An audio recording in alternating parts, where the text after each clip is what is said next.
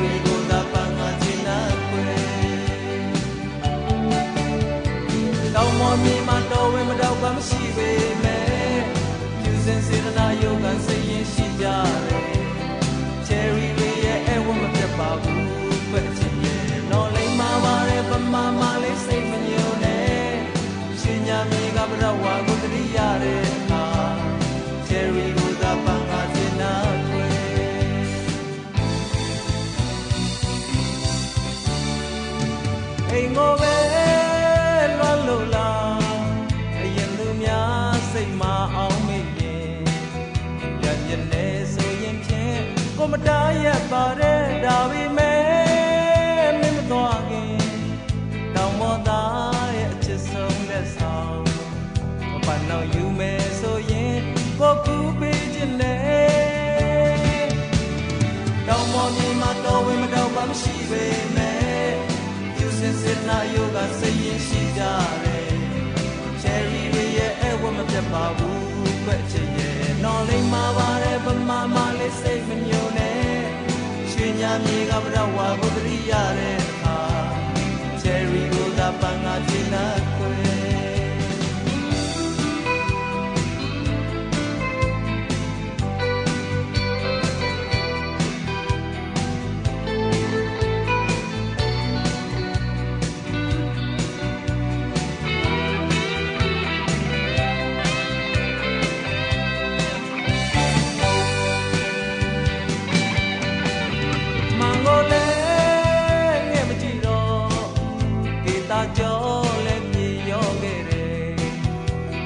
ပန်းလာရှာတဲ့ဘတော့ပန်းညိုခြင်းဝဲပန်းမလို့စွမပေးခြင်း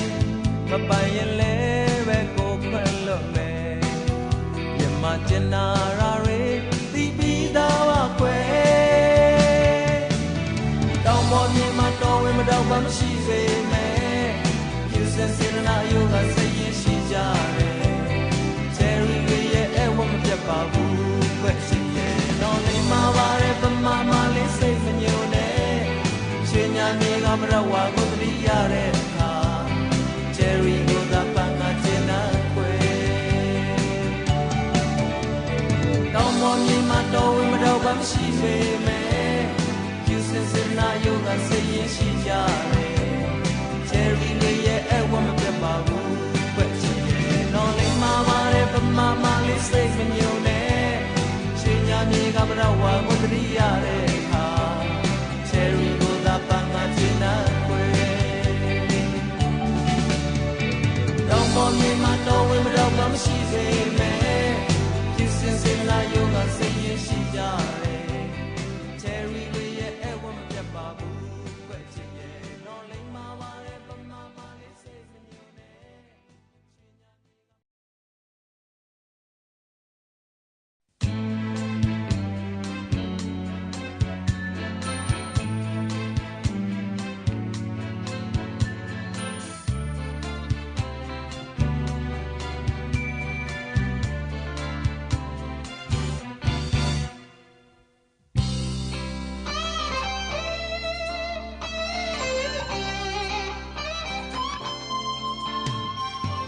နေ့တိုင်းကြုံလာနေမယ်ဒီမှန်ဆောင်ရဲ့ဒီအလွန်ရဲ့ချစ်တဲ့သူညော်နေခဲ့တဲ့ကိုအတွေ့များလဲနောက်တစ်ခေါက်လာခြင်းတော့လဲမလာနိုင်တော့ရင်နာမိတယ်မငိုခြင်းမူဒီဆောင်တညတော့မငိုခြင်းဘူးအချစ်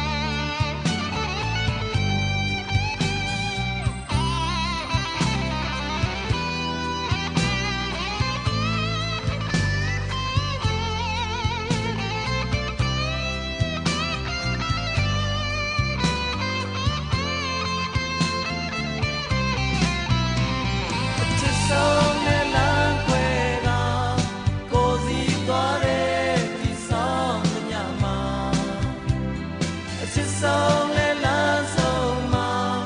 ငိုနေခဲ့တယ်အချစ်ဆုံးလဲလမ်းခွဲတာကိုစီသွားတယ်ဒီဆောင်ညမှာအချစ်ဆုံးလဲလမ်းဆုံးမှာငိုနေခဲ့တယ်နေ့တိုင်းကြုံလာနေမယ်ဒီမှန်ဆောင်ရဲ့ဒီအလွန်ရဲ့ချစ်တဲ့သူညော်နေခဲ့တယ်ကိုအတွေ့များလဲနောက်တစ်ခေါက်လာခြင်းတော့လဲမလာနိုင်တော့ရင်နာမိတယ်မငိုခြင်းမူဒီဆောင်ညတော့မငိုခြင်းမူ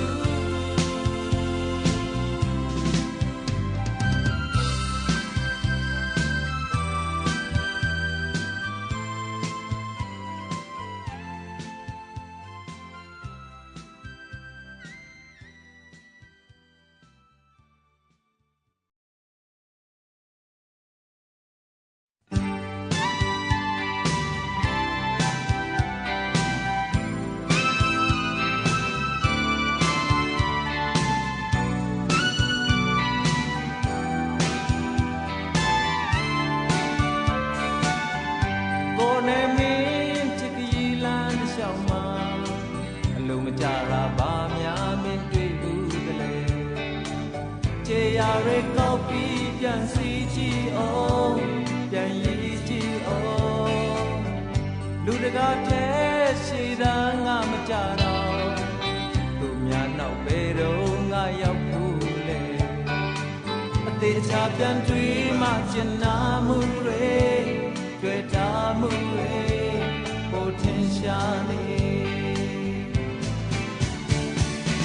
ကလူဆိုင်မဲ့ဇွန်ထက်တောင်ပေါ်နေပြီလောက်ပေးနိုင်ဇွန်ထက်တောင်ကျော်နေပြီ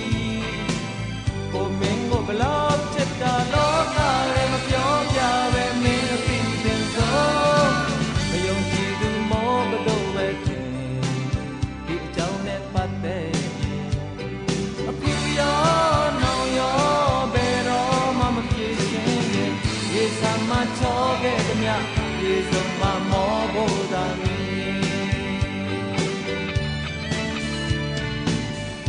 ရေစမ်းမအတူဒုက္ခရောက်တော့ကိုအနာမတစ်ခါမှမင်းမညီခဲ့တဲ့အဖော်မွန်ပြီးသားလွန်လို့ပို့ချင်ရပို့မျက်နှာရရေစုံမပျော်ပါရတော့မယ်ဘာကြောင့်များကပ်ပြီးမင်းဖောက်ခဲ့တယ်အခါလုံးမျောလင်းချက်တွေဟိုနာတစားဒီနာတစားအကုန်ချမ်းရင်ကြ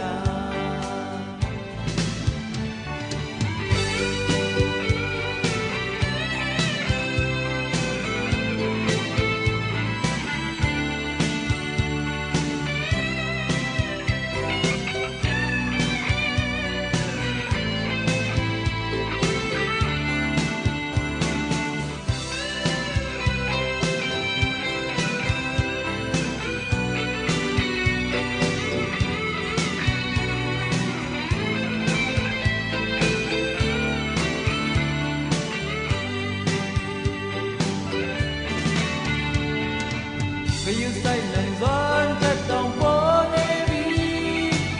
လောက်ပေးနိုင်ဇွန်ထက်တောင်ကျော်နေပြီကိုမင်းကိုဘလောက်ချစ်တာလောကရဲမပြောပြပဲမင်းအသိတင်ဆုံးမယုံကြည်သူမောဘတော့ပဲဒီအကြောင်းနဲ့ပတ်သက်အခုရောနောင်ရောဘယ်တော့မှမပြေရှင်းခြင်းရေစမ်းမချောခဲ့သည်မြရေစုံမမောဖို့သာမင်းကယူဆိုင်နိုင်ဇွန်ထက်တောင်ပေါ်နေပြီလောက်ပေးနိုင်ဇွန်ထက်တောင်ကျော်နေပြီကိုမင်းကိုဘလောက်ချစ်တာလောကရဲမပြောပြပဲမင်းအသိတင်ဆုံးမယုံကြည်သူမောဘတော့ဝဲဒီအကြောင်းနဲ့ပတ်သက်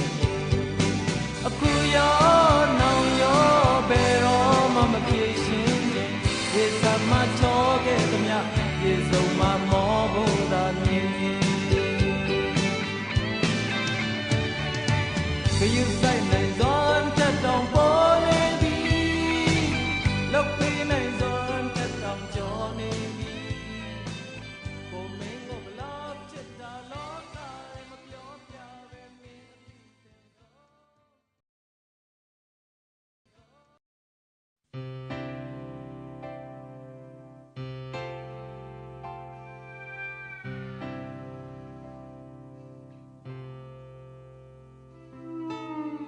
လူမိုင်းရဲ့အချစ်ကဘာကိုရှာစမြဲမို့လေရှာခဲ့ရဘူးရဲ့မီ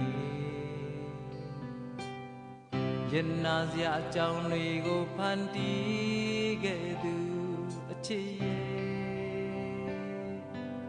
မပိုင်ဆိုင်သူအတွက်ဆိုဒီကဘာလောကအစအမြဲခံချောက်နေစေ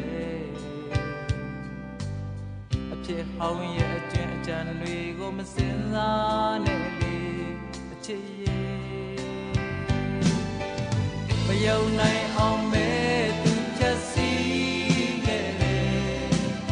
မရောက်သေးတဲ့အချက်လောက်ခရီးကိုရင်နာစရာရဲ့အခြေခံဟာသူကိုယ်တိုင်ရဲ့အဆုံးအဖြတ်ပါအဆုံးအဖြတ်ပါ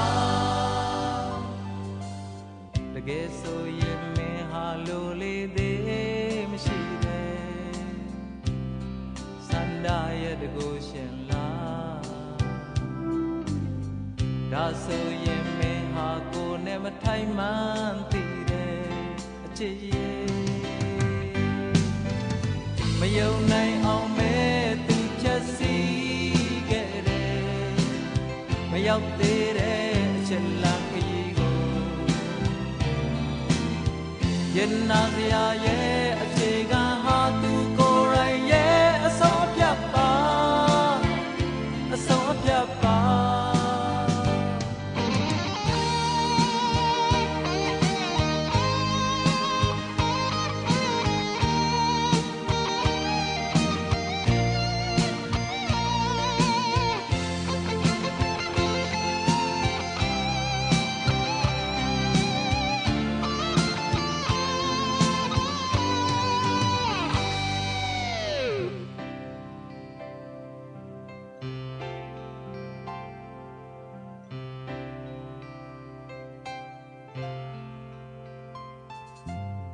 လူမိုင်းရဲ့အချစ်ကဘာကိုရှာစမြဲမို့လေရှာခဲ့ရဘူးရဲ့မီရင်နာစရာအကြောင်းတွေကိုဖန်တီးခဲ့သူအချစ်ရဲ့မပိုင်ဆိုင်သူအတွက်ဆိုဒီကဘာလောကအစဉ်အမြဲခံချောက်နေအဖြစ်ဟောင်းရဲ့အကျွင်းအကြံတွေကိုမစင်စားနဲ့လေအချစ်ရဲ့မယုံနိုင်အောင်မဲ့သူချက်စီခဲ့တယ်မရောက်သေးတဲ့အချက်လောက်ခရီးကိုရင်နာစရာရဲ့အခြေခံဟာသူကိုယ်တိုင်ရဲ့အဆုံးအဖြတ်ပါအဆုံးအဖြတ်ပါတကယ်ဆိုရင်မင်းဟာလိုလေသေးမရှိတဲ့စန္ဒရဲ့တကူရှင်လားဒါဆိုရင်မင်းဟာကိုယ်နဲ့မထိုင်မှန်းသိတဲ့အချစ်ရဲ့မယုံနိုင်အောင်မဲ့သူချက်စီခဲ့တယ်မရောက်သေးတဲ့အချက်လောက်ခရီးကိုရင်နာစရာရဲ့အခြေခံဟာသူကိုယ်တိုင်ရဲ့အဆုံးအဖြတ်ပါအဆုံးအဖြတ်ပါတကယ်ဆိုရင်မင်းဟာလိုလေသေးမရှိတဲ့စန္ဒရဲ့တကူရှင်လားဒါဆိုရင်မင်းဟာကိုယ်နဲ့မထိုင်မှန်းသိတဲ့အချစ်ရဲ့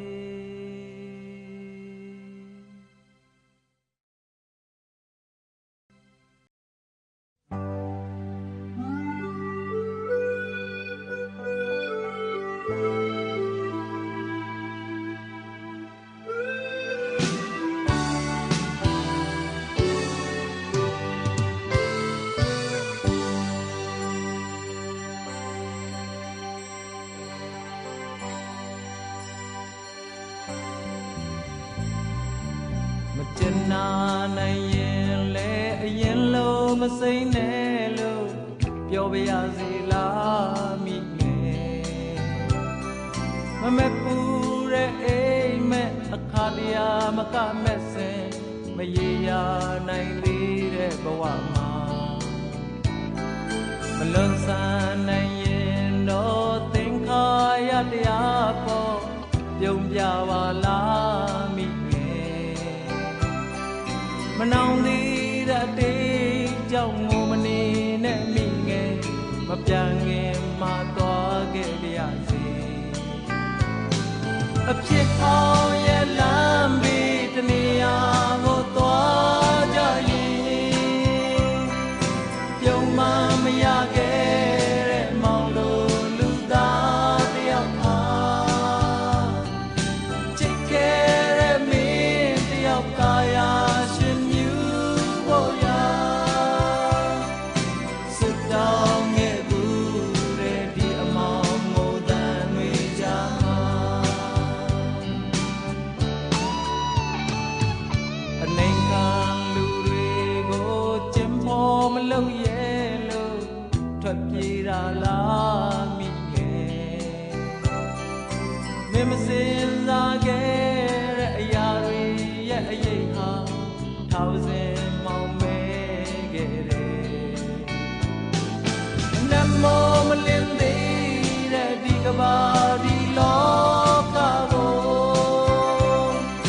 ဖြတ်တန်းသွားတော့မဲ့မောင်တို့လူသားတယောက်ဟာ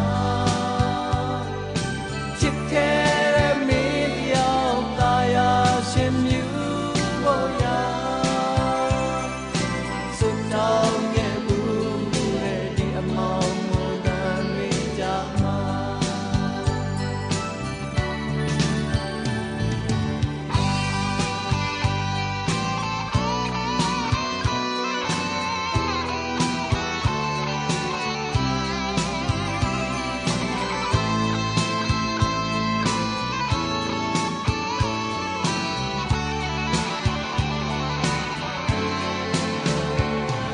မနဲ့မောမလင်းသေးတဲ့ဒီကဘာဒီလောကကိုဖြတ်တန်းသွားတော့မဲ့မောင်လို့လူသားတယောက်ဟာချစ်ခဲ့တဲ့မင်းတယောက်ကရာရှင်မြူဖို့ရာစွတ်တောင်းခဲ့ဘူးတဲ့ဒီအမောင်ငိုတန်တွေကြမှာအဖြစ်ဟောင်းရဲ့လမ်းဘေးတနေရာကိုသွားကြရင်ပြုံးမှမရခဲ့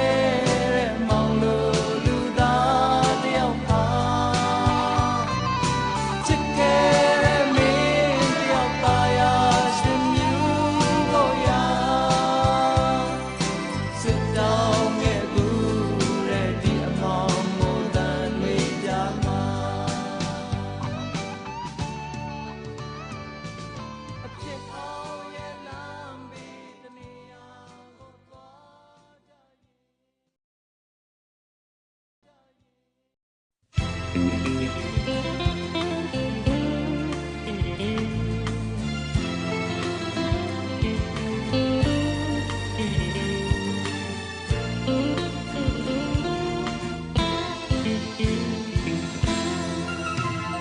အိမ်မက်ကလာတယ်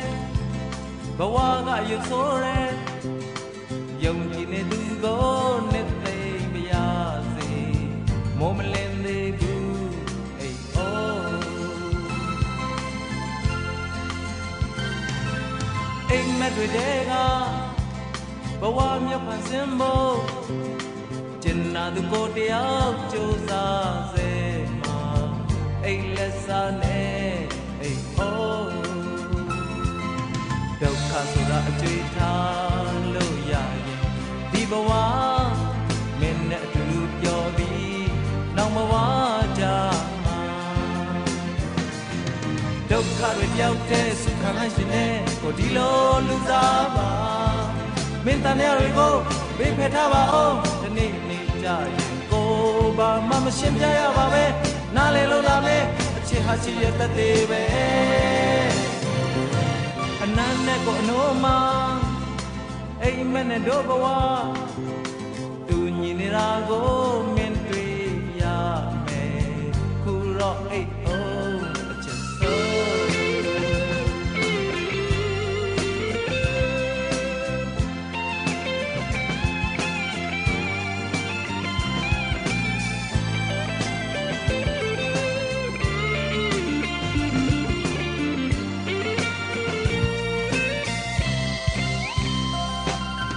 ဒုက္ခဆိုတာအတွေ့အကြုံလို့ရရင်ဒီဘဝမင်းနဲ့အတူတူပြောပြီးနောက်ဘဝကြမှာဒုက္ခတွေတယောက်တည်းစုခံလိုက်ရင်လည်းကိုဒီလိုလူစားပါမင်းတမ်းရတွေကိုဘေးဖယ်ထားပါဦးဒီနေ့နေ့ကြရင်ကိုမမရှင်းပြရပါပဲနားလေလို့လာမယ်အချစ်ဟာချစ်ရဲ့သက်သေးပဲအနမ်းနဲ့ကိုအနိုးမှာအိမ်မက်နဲ့တို့ဘဝတူညီနေတာကိုမင်းတွေ့ရမယ်ခုတော့အိတ်အောင်အချစ်ဆုံး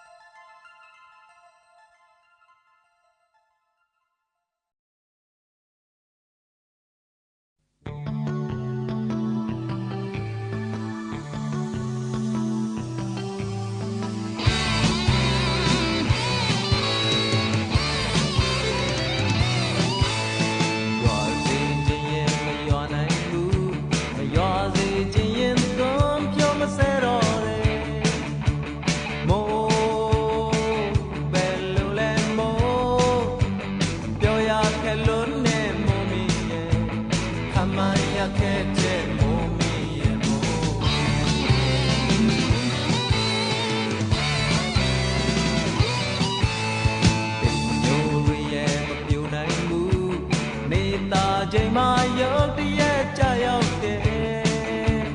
မိုးဘယ်လိုလဲမိုးအတီးရခဲလုံးနဲ့မိုးမီရဲ့ခမန်းရခဲတဲ့မိုးမီရဲ့မိုး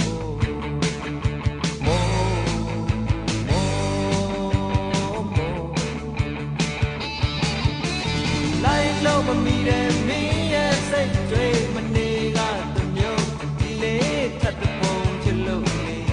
တတိယမိတဲ့မြင်းနီးနေတဲ့မိန်းကလေးတယောက်ရဲ့မင်းလို့ပဲမင်းလို့ပဲမင်းလို့ပဲမင်းလို့ပဲမလွယ်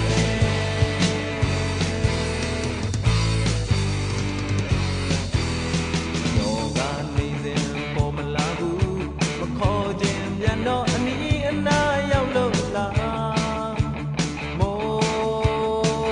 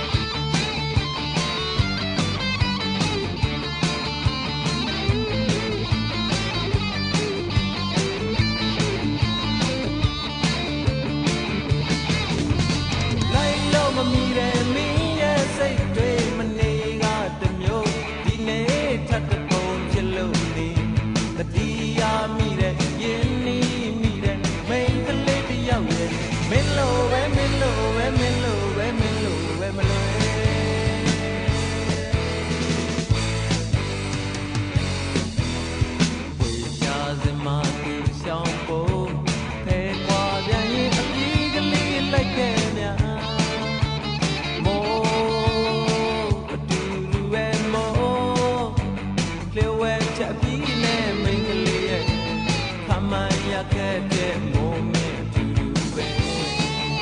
မိုးမိုးမိုးမိုးမိုး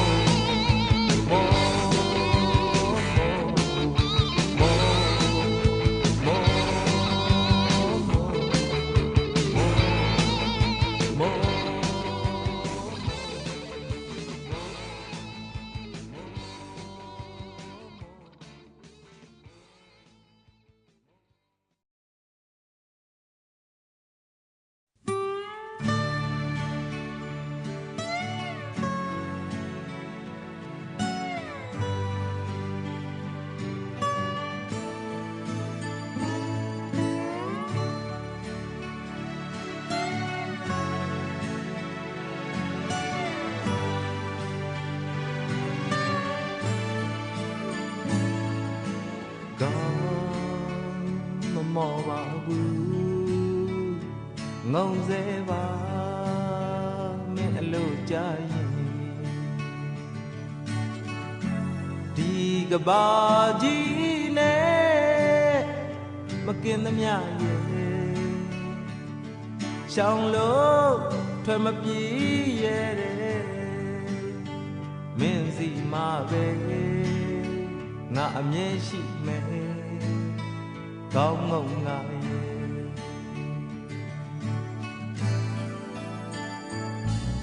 အရှုံးမပေးပါဘူးဆိုခဲ့ရင်မင်းရည်လိမ့်မယ်ဒီလိုပဲပေါ့ကြုံမသိမယ်ရည်တလဲငိုတလဲရှိတယ်သိစေခြင်းနဲ့ကျေနပ်တော့ွယ်အရှုံးပေးပါ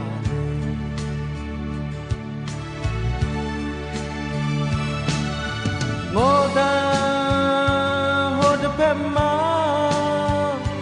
ကြုံဝါတာဆိုရရှိတယ်အနိုင်မယူရှောင်းရဲ့တခြားတစ်ဖက်မှာအောင်မြင်ခြင်းဟာအစဉ်ဆောင်ဆိုင်တယ်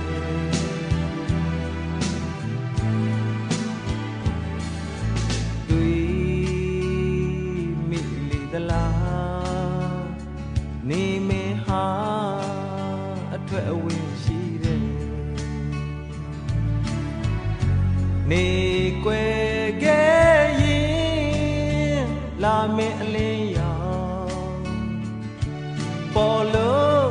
သူစိုးမိုးမယ်သိစေခြင်းနဲ့ကျေနပ်တော့ခွေအရှုံးပေးပါ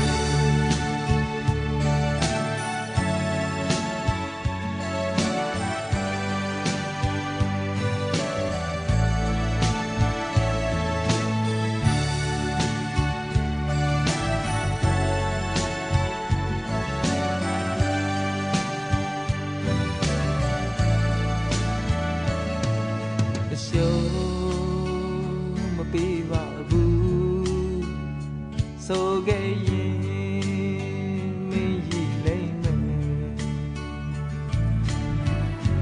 ဒီလိုပဲပေါ့ကြုံမသိမယ်ရည်တလဲငိုတလဲရှိတယ်သိစေခြင်းနဲ့ကျေနပ်တော့ွယ်အရှုံးပေးပါတယ်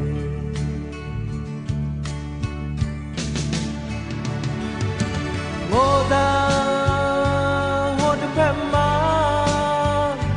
ကြုံဝါတာဆိုရရှိတယ်အနိုင်မယူသူအရှောင်းရဲ့အချားတစ်ဖက်မှာအောင်မြင်ခြင်းဟာအစဉ်ဆောင်ဆိုင်တယ်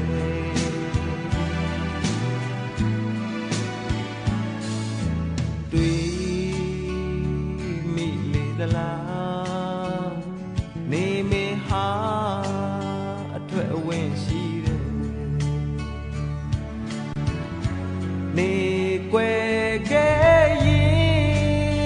လာမင်းအလင်းရောင်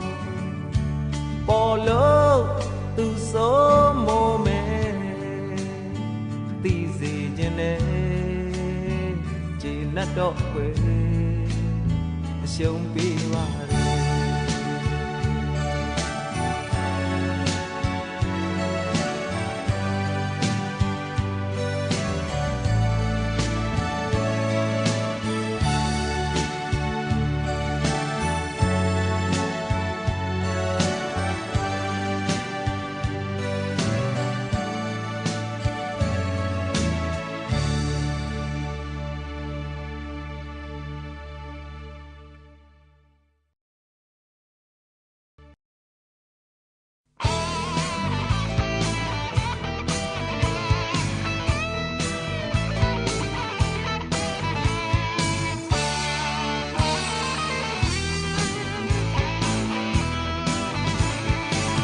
ဟောင်းမိမဲ့လေကောင်းနေစေပါပဲမသက်ပေးမဲ့လေကိုချေမရောက်ပါနဲ့ကိုဟာမင်းရဲ့ဓမ္မဆုံးမဖြစ်တော့မှကိုဟာမင်းရဲ့နောက်ဆုံးလူတော့ချစ်တော့ချစ်မယ်ဟောင်းတစ်ပတ်တော့ရဲ့ကျုံကိုပိုက်ပြီးအာငေလေးလူရဲ့ပြုံးလာတဲ့အပြီးကိုတို့ချစ်ပါမယ်ကိုဟာမင်းရဲ့အရင်ပြောခွက်အပေါ်မှာဘယ်လိုမှအခွင့်ရတဲ့မယူဘူးတကယ်စိတ်ချဖွယ်မောင်းကပတ်နော်ရဲ့တရားဟောင်းကိုပြည့်စေပြပါမယ်တရားဟောင်းနဲ့နာကျင်ခြင်းရဲ့နောက်ဆုံးနေပဲတရားစဝင်ဟောင်းကိုလိုက်မယ်ရာဇဝင်ဟောင်းနဲ့မိုင်းတွေ့ခြင်းရဲ့ဇတ်သိမ်းခံမယ်မောင်းတစ်ပတ်နွားမောင်းတစ်ပတ်နွား yeah yeah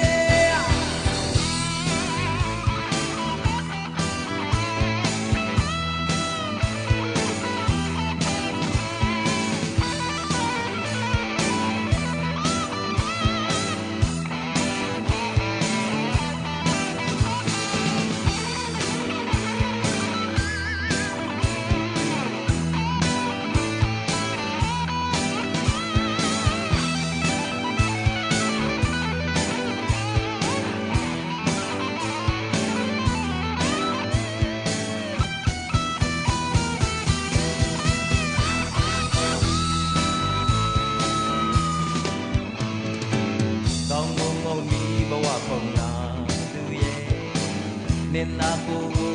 ပိုင်စိုးထိုက်ပါတယ်အနိုင်ယူခြင်းနဲ့ကိုမရှုံးမရစေနဲ့သူညီတဲ့အဆက်နဲ့ပေါင်းခြင်းနဲ့မကိုမရော့ဘူးွယ်မောင်းတပတ်နွမ်းရဲ့အော်တရားဟောင်းကိုဖြစ်စေပြပါမယ်တရားဟောင်းနဲ့နာကျင်ခြင်းရဲ့နောက်ဆုံးနေပဲဇဝင်ဟောင်းကိုမြင်မြုပ်ပြလိုက်မယ်ရာဇဝင်ဟောင်းနဲ့မိုင်းတွေ့ခြင်းရဲ့ဇတ်သိမ်းခံမယ်မောင်းတစ်ပတ်နွားမောင်းတစ်ပတ်နွားဝေါတရားဟောင်းကိုသိစေပြပါမယ်တရားဟောင်းနဲ့နာကျင်ခြင်းရဲ့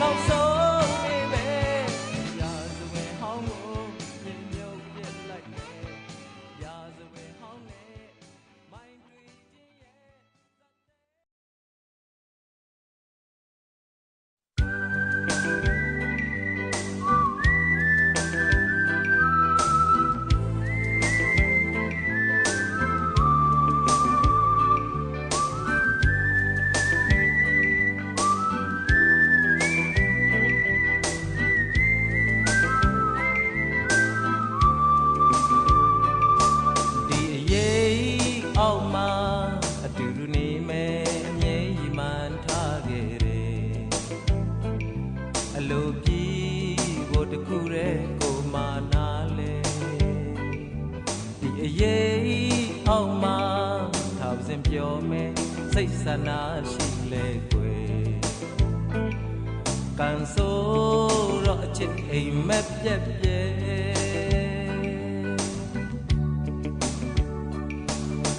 ခွေရကာနီမာလုံရဲ့နိုင်နေတခါလောက်တောင်းနှံခွင့်မပေးသူရဲ့ကိုရဲ့တချင်နေပဲနှုတ်ဆက်ခဲ့အချစ်ရဲ့နေရတော့ကွယ်သွားတော့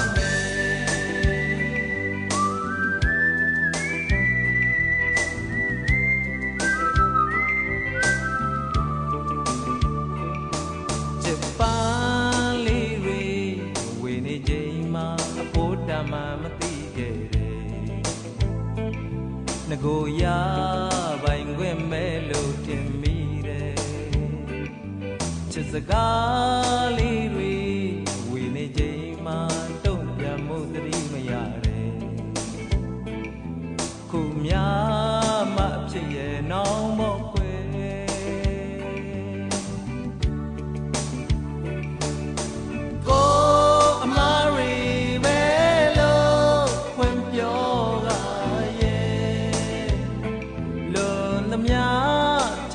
ဖို့တောင်းမှနေကိုချစ်ချင်းနဲ့ပဲနှုတ်ဆက်ခဲ့အချစ်ရဲ့နေရတော့ကွယ်သွားတော့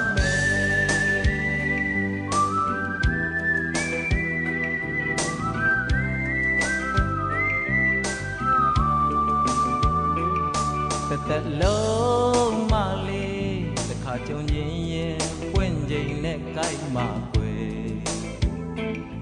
ဒီအချစ်ဆိုရဲပန်းလေးဟာရှာတယ်သက်လုံးမလေးတစ်ခါကြုံချိန်မှာခုချွေခဲ့ပြီးမှကွယ်ကိုကယူမဆိုင်မိတော့နွမ်းမော့ကွယ်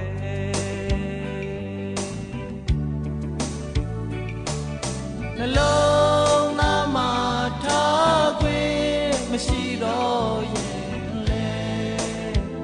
တခါ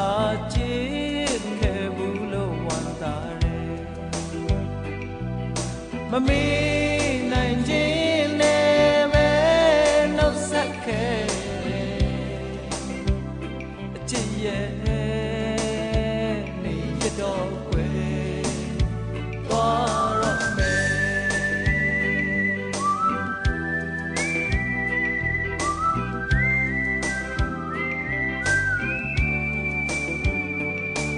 လူသားတိုင်းမှာကိုယ်စီပါတယ်ဘဝရဲ့အလှပများရဲ့အခွင့်အရေးနဲ့အစွမ်းအစတစ်ဖက်စီရှိတယ်လူတူတယောက်အတွက်နိုင်နဲ့မနိုင်နဲ့အချစ်နဲ့ပတ်သက်သမျှရဲ့အရာတိုင်းမဲ့တရားရဲ့မြတ်တာရဲ့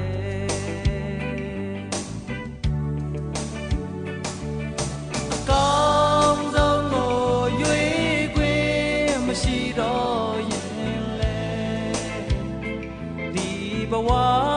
ဒီညနဲ့ပြီးစေကွယ်ကိုရဲ့အရှုံးနဲ့ပဲလှုပ်ဆက်ခဲ့အချစ်ရဲ့နေရတော့ကွယ်သွားတော့မယ်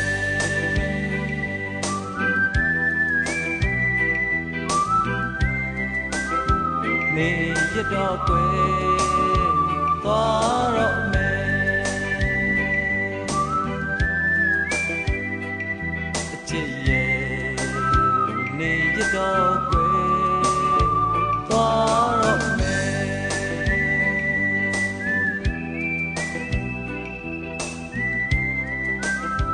နေရတော့ကွယ်သွား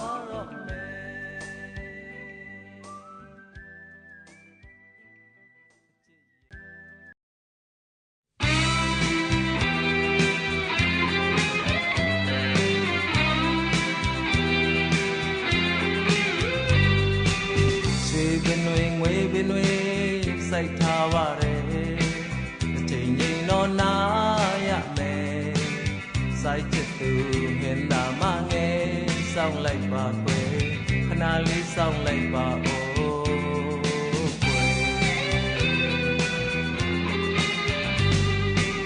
အော်တန်မေခေါ်တန်တွေကြားရသူမဲမမိမာကိုစိုးမိတယ်စိုက်ချက်သူမြင်သာမငယ်အောင်လိုက်ပါကွယ်ခဏလေးအောင်လိုက်ပါအိုး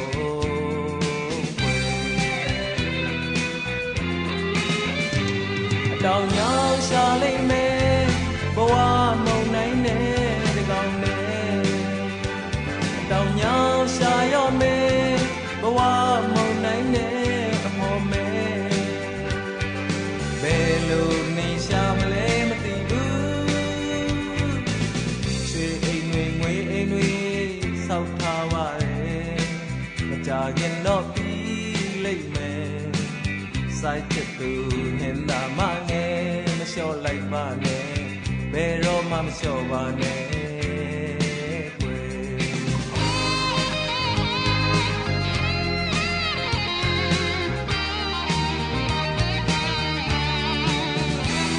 တောင်မြောင်ရှာလိုက်မယ်ဘဝမုံနိုင်နဲ့တကောင်နဲ့တောင်မြောင်ရှာရော့မယ်ဘဝမုံနိုင်နဲ့အပေါ်မယ်ဘယ်လိုနေရှာမလဲမသိဘူးရှေးအိမ်တွေငွေအိမ်တွေစောက်ထားပါရဲ့မကြခင်တော့ပြီးလိမ့်မယ်စိုက်ချက်သူဟင်သာမငယ်မလျှော့လိုက်ပါနဲ့ဘယ်တော့မှမလျှော့ပါနဲ့